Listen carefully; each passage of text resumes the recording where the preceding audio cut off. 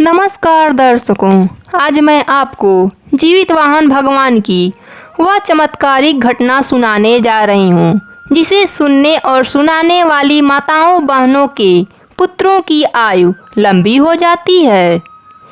बहुत पुरानी बात है। एक गांव में एक सेठ जी रहते थे।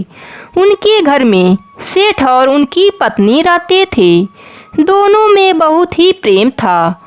उनके जीवन में किसी प्रकार का कष्ट नहीं था, बस उन्हें कोई संतान नहीं थे। सेठ जी ने ज्योतिषियों को दिखाया। ज्योतिषियों ने बताया कि सेठानी को पुत्र प्राप्ति का योग नहीं है। सेठानी संतान की बहुत ही इच्छुक थी। सेठानी ने सेठ का दूसरा विवाह करने का आग्रह किया। पहले तो सेठ जी मना करने लगे, लेकिन सेठानी के बार बार आग्रह करने पर सेठ का विवाह सेठानी के छोटी बहन से हो गया। सेठानी की बहन बहुत ही धार्मिक प्रवृत्ति की थी। वह हर त्योहार, पर्व और व्रत बहुत ही नियम पूर्वक करती थी।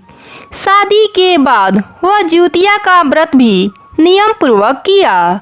ज्यूतिया के व्रत के फल से उसका गर्भ रह गया और उसने 9 महीने बाद एक सुंदर पुत्र को जन्म दिया।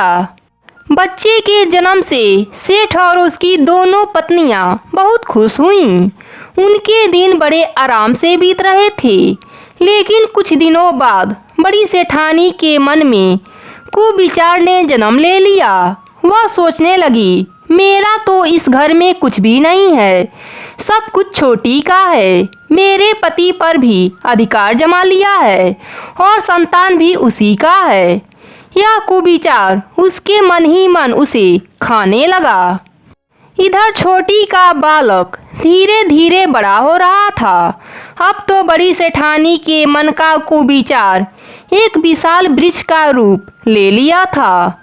अंततः एक दिन उसने छोटी के पुत्र को रात को सोते समय मार डाला। उसके शव को उसने घर के पास वाले तालाब में फेंक दी, जिसमें छोटी प्रतिदिन नित्य नियम का फूल फेंका करती थी। अगले दिन ज्यूतिया का पर्व था। सुबह होते ही सबको इस बात का पता लग गया। पूरे घर में कोहराम मच गया।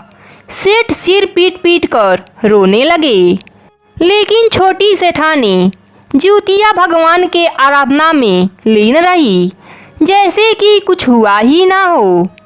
ज्यूतिया का कथा समाप्त करने के बाद वह फूलों को समेटकर तालाब में छोड़ने के लिए गई। जब वह तालाब से लौटने लगी, उसी समय उसका पुत्र तालाब के भीतर से निकलकर आता हुआ दिखाई पड़ा, जैसे कहीं आसपास से ही घूमकर आ रहा हो।